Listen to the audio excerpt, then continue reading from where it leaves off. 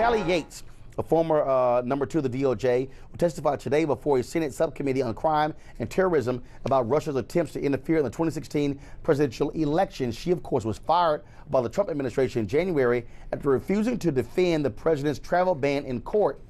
She will testify for the first time about her warnings to the Trump White House regarding former National Security Advisor Michael Flynn. All right, folks, let's go to our panel here. It's going to be real interesting when she goes before the committee. And already, according to Axios, the White House is already planning to shame her, to trash her, calling her an Obama appointee, even though she's been a career prosecutor in DOJ, Good luck with that. independent, nonpartisan, worked there for 2 decades.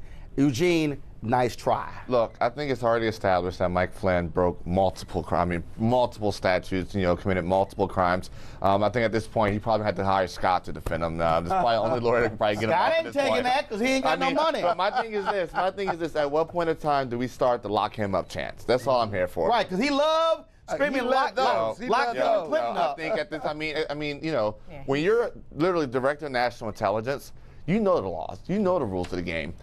So what he did was blatant. It was malicious. And repeatedly. So you're repeatedly representing other countries against our country. Lauren, I guarantee you, don't be shocked if first we see a tweet storm from Donald Trump. 2, don't be shocked if he tries to pull a LBJ when Fannie Lou Hamer testified at the Atlantic City Democratic National Convention in 1964 to keep her off television when he gave this fake news conference. Don't be shocked if there's some impromptu news conference or something from the White House. At the exact same time. Yeah, they're very good at that. The White House right now, from a managerial standpoint, is in disarray. They're just sort of people are just doing what they want. We just saw it with HBCUs where something comes out that the Secretary of Education doesn't know anything about, Omarosa doesn't know anything about, and with this, we'll see the same sort of out of nowhere sort of policy. This White House is really run by 2 cabals going on, and one cabal does one thing and then the president doesn't know about it. I mean, I'm sure you've noticed that the president says one thing in public and then we're getting something different in policy. Right. Unfortunately, we're seeing that HBCUs getting caught up in that, and we're going to see it with this today. You're right. There'll be a press conference. There'll be a press conference. The real issue here, though, is that there's several cabals, if you will, including DOJ.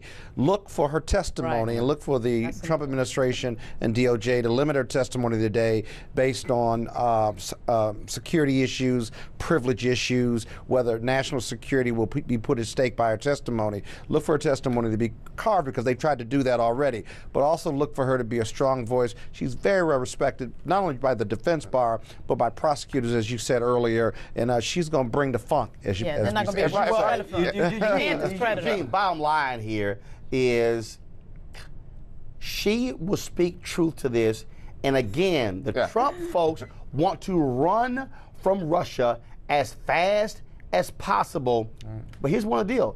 Dude, this is on you.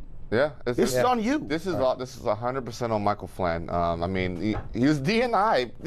You're literally we're the head of national intelligence for the country. You know the rules. But if I could pivot back to the HBCU issue real quick, I think the person that attached a signing statement without anybody's recollection should be fired. Right, exactly. Should be fired. That's right. Right. Because what the president has been saying is, and Spicer's away on Navy duty, by the way, which is another contributing factor to this. Because I don't think he would have ever let that statement never. go out. I mean, this is. But unfortunately, one thing I will the president's got to get a hold of his staff. Absolutely. I mean, it's on him. But black schools doesn't mean only blacks go there. It doesn't. Their mission goes back to They don't know that. They don't know that. They don't know anything about it.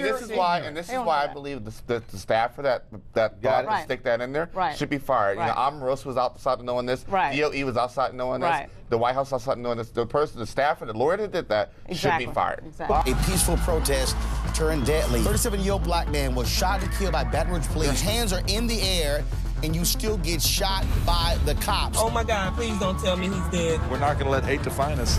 Race is a big part of this. If truly all lives matter, then all lives need to matter equally. What we require is action. What we require is accountability. We understand that black lives do matter, and we will keep focused on this issue. NewsOne Now, every weekday morning at 7 on TV1.